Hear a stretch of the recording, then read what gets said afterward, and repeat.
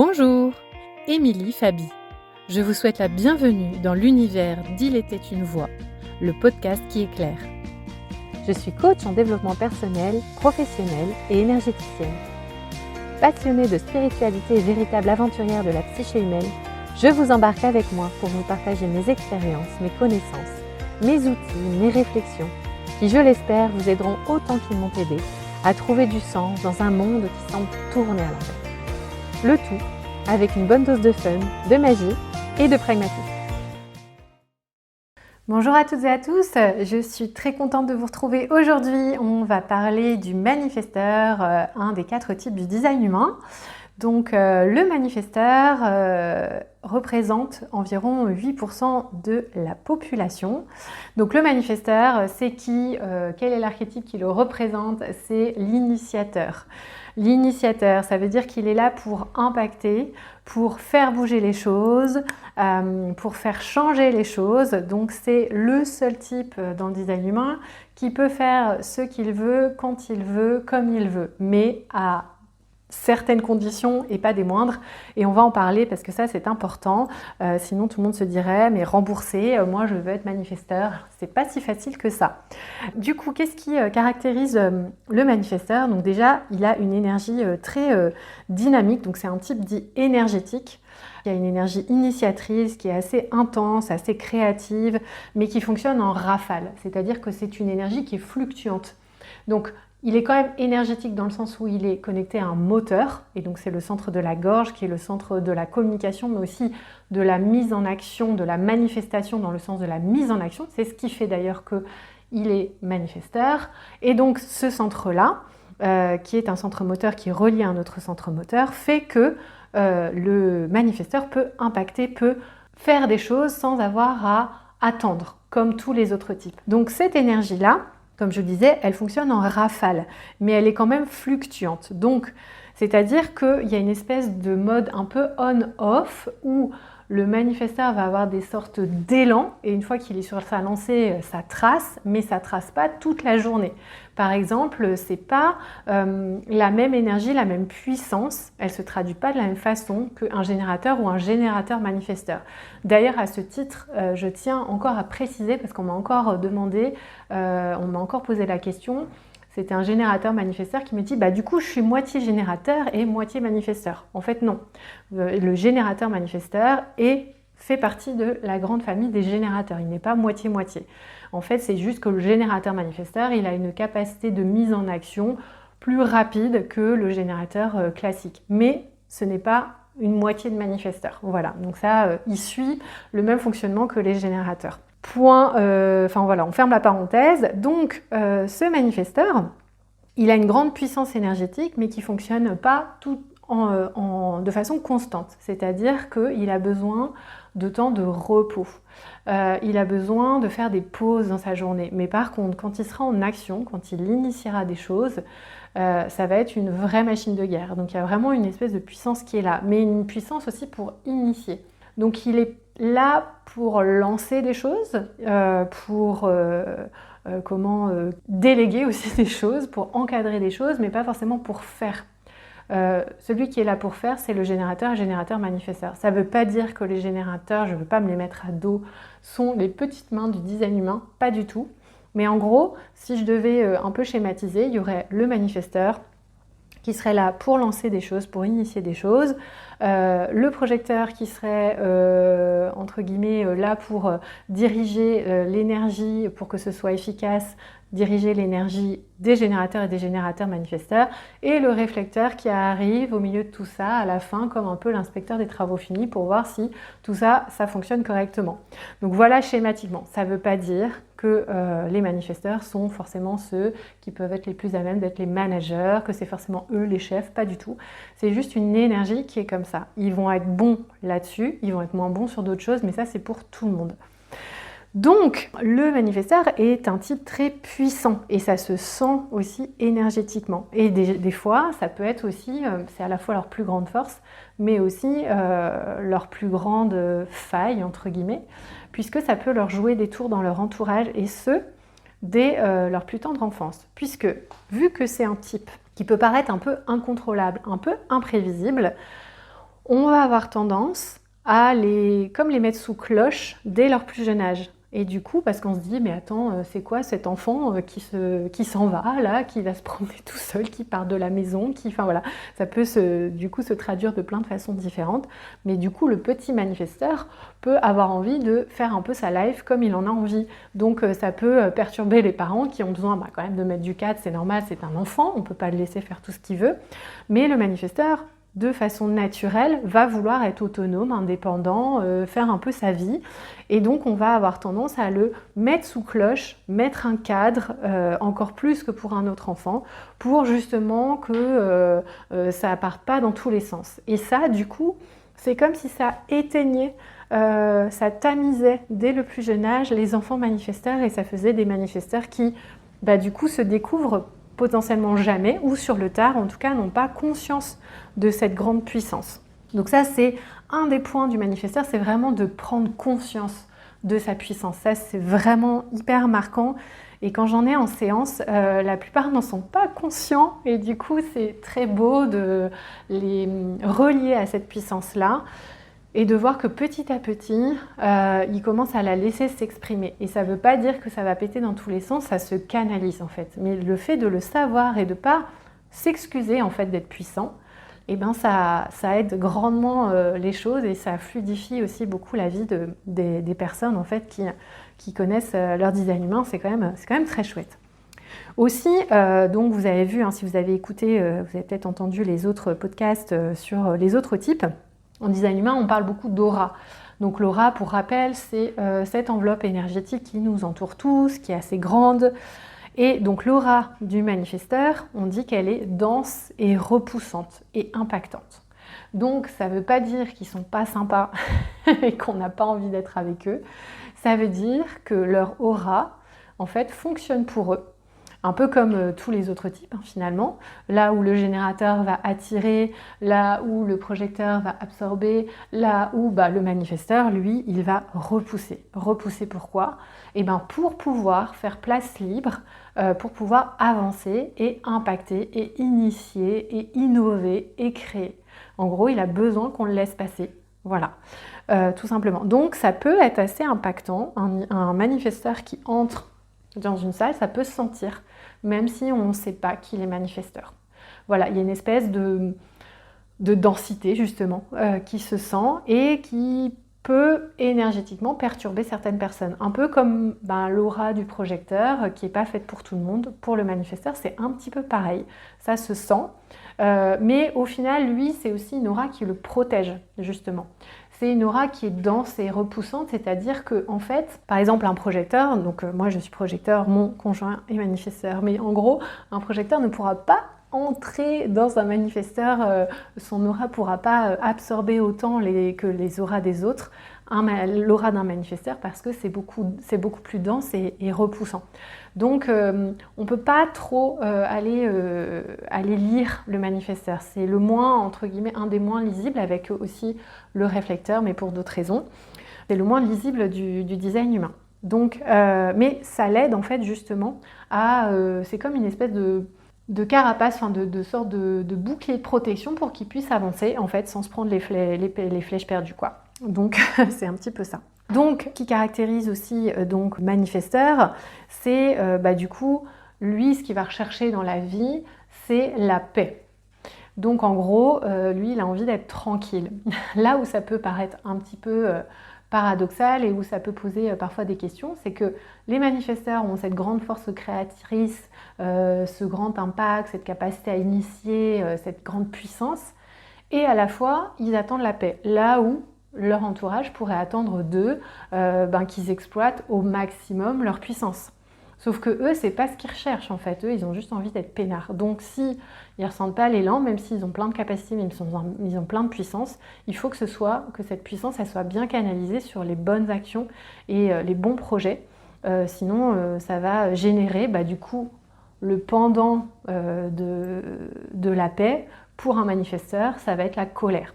Donc la colère, elle va justement se manifester quand un manifesteur va être désaligné. Désaligné, c'est quoi ? C'est quand il ne va pas écouter, va pas suivre sa stratégie et son autorité intérieure dont on va parler tout à l'heure.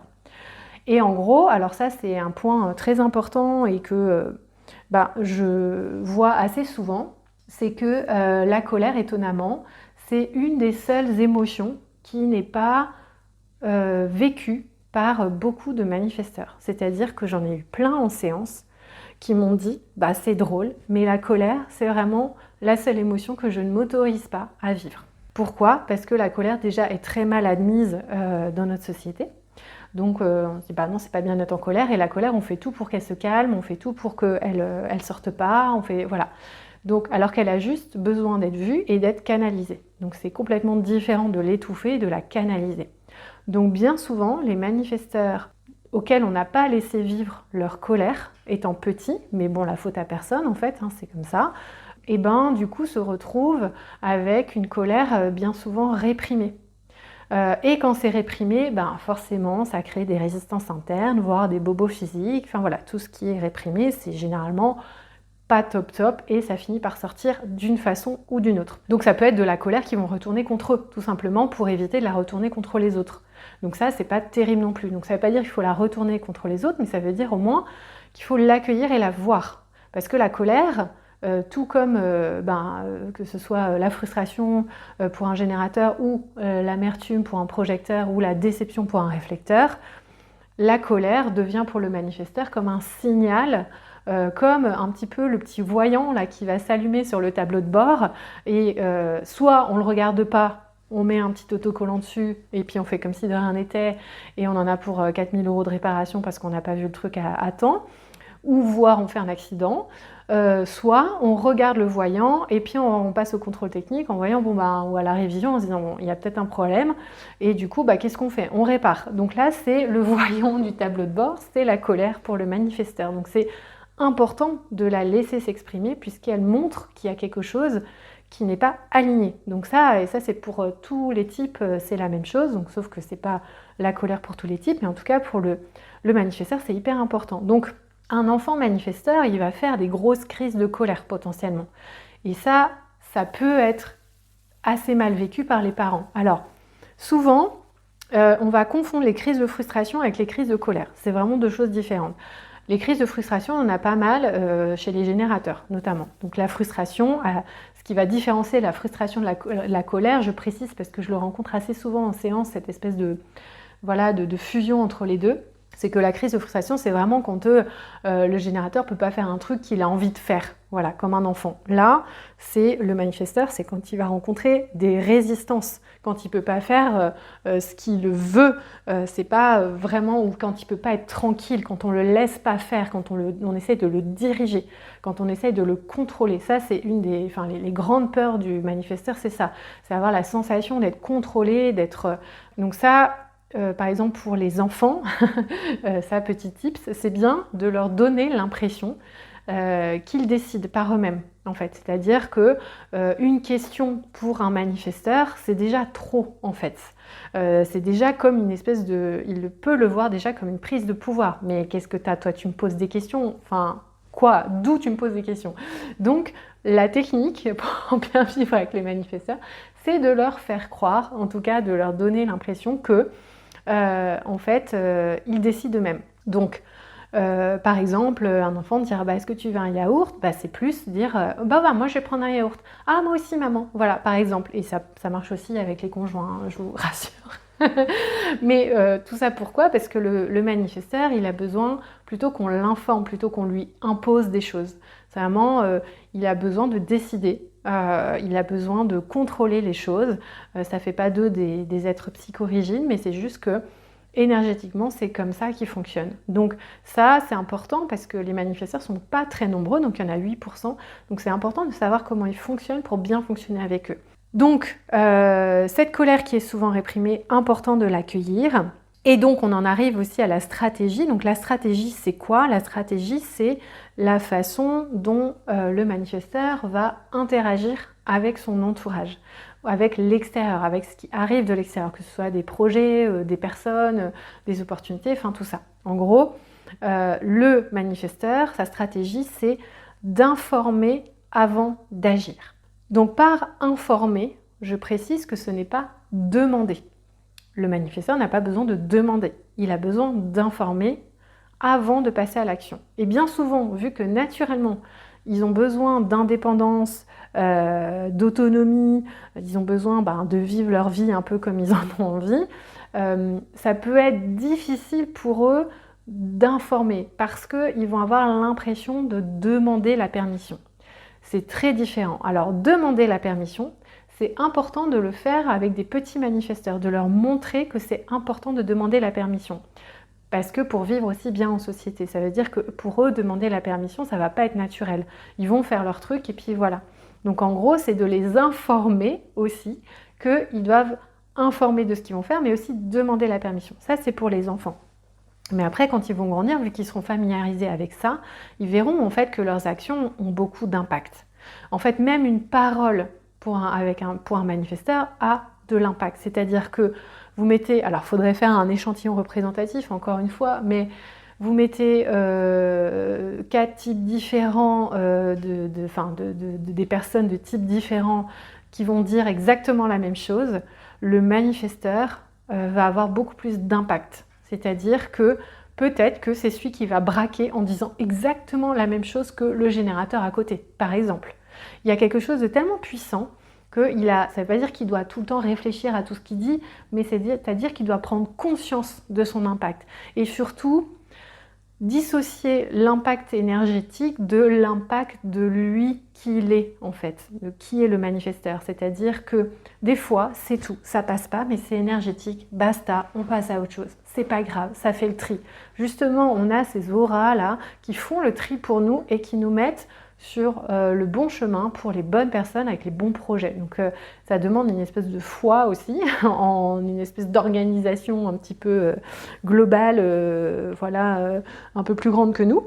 Mais en gros, il ne faut absolument pas forcer les choses. C'est tout, des fois ça passe pas et c'est énergétique et personne s'en rend compte et personne n'arrive même à mettre de mots dessus, mais c'est tout, il faut un peu passer au-dessus de ça et se dire ok, c'est pas grave, là il y a des résistances, c'est que c'est pas le bon chemin, on y va. Et donc informer, c'est vraiment informer. Je donne l'information que. Par exemple, j'ai déjà accompagné des personnes qui sont entrepreneurs et qui sont manifesteurs et du coup, eux, tout ce qu'ils ont à faire, c'est d'informer. Par exemple, j'informe que mes tarifs changent. Par exemple, un exemple tout bête. Un entrepreneur qui veut changer ses tarifs. Il pourrait se dire, ok, je change mes tarifs sur mon site internet et puis c'est tout. En fait, la personne qui est déjà cliente, va arriver à quoi il a changé ses tarifs, il m'a pas dit, non. Donc en fait, le manifesteur, il n'a pas à demander la permission, à s'excuser de modifier ses tarifs, mais plus à dire, je vous informe que j'ai changé mes tarifs. En fait, s'il ne le dit pas, qu'est-ce qui va se passer? C'est qu'en fait là, l'impact, la puissance du manifesteur est telle que les gens vont se sentir exclus de sa décision. Et donc, ils vont essayer du coup de lui mettre des bâtons dans les roues, ou ils vont un petit peu se braquer, ou ils vont rejeter carrément le manifesteur. Donc en fait, le fait d'informer, c'est comme un sésame ouvre-toi pour le manifesteur. Il faut vraiment, s'il y a des manifesteurs qui m'écoutent, mais j'imagine que oui, sinon voilà. En tout cas, si vous êtes manifesteur, c'est vraiment de voir les choses comme si informer, c'était votre clé pour être peinard et pour avancer tranquillou. Vraiment de le voir comme ça va vous aider. Et ce n'est encore une fois pas demander l'autorisation, c'est vraiment différent. Et informer avant d'agir, c'est-à-dire que donc c'est avant d'agir, comme son nom l'indique, comme le terme l'indique. C'est pas genre j'agis et ensuite j'informe que j'ai agi. C'est j'informe que je vais faire ça. Et j'informe qui? Évidemment pas le monde entier. Ça sert à rien de faire des articles de presse toutes les 10 minutes pour informer de vos moindres faits et gestes. C'est informer les personnes qui seront potentiellement impactées par votre décision. Mais ça peut être tout bête, ça peut être juste vous vivez dans une famille, voilà, vous êtes manifesteur, vous décidez d'aller faire des courses. Bon, peut-être que naturellement, vous auriez tendance à vous dire, c'est tout, je vais faire les courses, je sors, je prends la voiture, je vais faire les courses, ou le vélo, ou le poney, je sais pas, mais je vais faire les courses, point barre. Et du coup, les gens dans la famille vont se dire, il est où? Qu'est-ce qui s'est passé? Il ou elle est où? ils vont se poser des questions et ils vont mal le prendre. Ça va être t'es où? Ils vont envoyer peut-être un message, t'es où? Nanana. Le manifesteur, oulala, on lui demande de rendre des comptes. Comment ça, on me demande je suis où? Ça va le braquer. Il va commencer à se mettre un petit peu en colère. Donc là, un petit peu parce que l'enjeu est minime. Mais quand c'est sur des plus gros sujets, là, ça va être plus compliqué. Alors que s'il avait juste dit je vais faire des courses, ou je sors, même pas demander l'autorisation de faire des courses, mais je sais pas, je vais faire du sport, ou je vais, je sais pas quoi, c'est tout, en fait, on lui demande pas de demander est-ce que ça te dérange si éventuellement, potentiellement, je vais faire ça.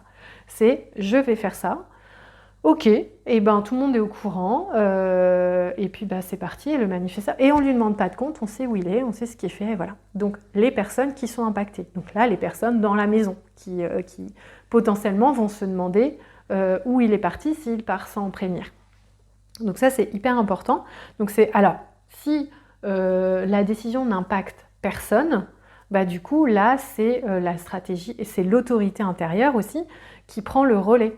Donc les autorités intérieures il peut y en avoir plusieurs chez les manifesteurs. Donc il peut y avoir une autorité du cœur-ego, il peut y avoir une autorité émotionnelle, une autorité splénique. Donc voilà, je ferai des épisodes sur les différentes autorités au fur et à mesure. Mais en tout cas, là c'est vraiment le Graal et le sésame ouvre-toi, c'est ça, c'est d'informer avant d'agir pour avoir la paix. Donc c'est vraiment ce qu'il faut garder en tête, c'est j'informe avant d'agir pour avoir la paix. Et la paix, c'est vraiment le truc que le manifesteur veut atteindre dans sa vie. Et d'ailleurs, ça, c'est important aussi pour les enfants manifesteurs. Si vous êtes parent, générateur et que vous avez un petit manifesteur, vous aurez peut-être tendance à vouloir lui faire plein de trucs toute la journée, des trucs qu'il aime. Ou des trucs pour lui faire plaisir et tout ça. Alors qu'en fait, le manifesteur, il a juste envie d'être tranquille dans sa chambre avec un livre et qu'on lui foute la paix.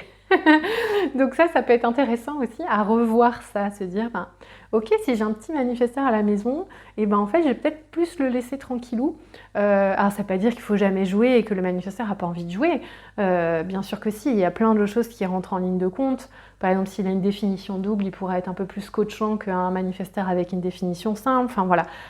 Comme toujours, le schéma est à lire dans sa globalité. On ne peut pas faire de raccourcis, mais là, on va dire qu'on parle vraiment des trames communes, des grandes trames communes.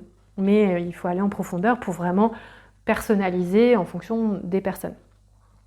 Mais donc, le petit manifesteur, c'est important qu'il ait des temps aussi pour se reposer. Par exemple, pour le coucher, c'est important qu'il ait son rituel à lui, qui ne se couche pas forcément à la même heure, mais qui décide quand aller se coucher. C'est-à-dire que ça marche très bien avec un manifesteur de le laisser tranquille dans sa chambre. Vous lui dites, bon après, toujours en mettant un cadre, c'est sûr que s'il se couche à 1h du matin et qu'il a 4 ans, ça va être compliqué. Mais lui dire, voilà, tu peux jouer, tu peux lire des livres. En fait, il fait ce qu'il veut. Il décide ce qu'il veut faire et il le fait dans sa chambre tranquillou et il décidera à quel moment il veut aller dormir avec le cadre. En fait, c'est mettez le cadre qu'il faut mettre, qui est pour que la famille vive bien. Et dans ce cadre, laissez un maximum de liberté aux manifesteurs. Ensuite, quand je vous parlais d'autorité intérieure, donc elles sont différentes, il y en a plusieurs comme je vous disais, mais il y a un fonctionnement qui est commun à toutes les autorités intérieures pour le manifesteur, c'est que le manifesteur, quand je vous disais, c'est celui qui fait ce qu'il veut, comme il veut, quand il veut. Là, je vous parle de « il veut ». En fait, c'est assez faux, sauf si voilà, il y a une autorité du cœur-ego, on est plus sur de la volonté. Mais le manifesteur va répondre en fait à des élans intérieurs qui sont différents d'un élan mental. C'est-à-dire, c'est pas genre « j'ai une idée et j'initie, j'y vais ». Voilà, j'informe que j'ai cette idée-là, que je vais faire ça, bim bam boum, merci, bonsoir. Non, là, ça veut dire qu'il initie avec la tête. Et ça marche pour personne. Manifesteur ou pas manifesteur, ça ne marche pas. Donc je ressens un élan. Il y a vraiment, et ça, si vous êtes manifesteur, c'est important de vous familiariser avec cet élan. C'est pas forcément toujours facile à détecter. Et puis moi je peux pas vous en parler plus que ce que je connais et ce que j'ai vu à travers les séances avec les manifesteurs parce que je suis projecteur, donc je n'ai pas ça, mais en tout cas il y a une espèce d'élan de ok, c'est maintenant le bon moment. Et ça, cet élan, il ne peut pas se contrôler, il ne peut pas se timer. C'est-à-dire qu'il peut arriver demain, comme dans 10 ans, comme dans 3 mois. Donc c'est vraiment d'être à l'écoute de cet élan. Et donc, quand il y a l'élan qui arrive, donc si vous avez une autorité splénique, c'est l'instinct qui va aussi dire si l'élan, on le suit ou pas. Si vous avez une autorité émotionnelle, par exemple, c'est cet élan, mais ok, on va quand même, il y a l'élan, et ben je vais laisser poser un peu de temps pour voir si l'élan est toujours là quelques temps plus tard, jusqu'à la clarté émotionnelle. Ok, là, ça fait tant de temps, et l'élan, il est toujours là, mais en même temps, c'est clair, je m'emballe pas, je suis pas non plus en bas de vague, je sais, c'est clair, il faut que j'y aille, c'est là.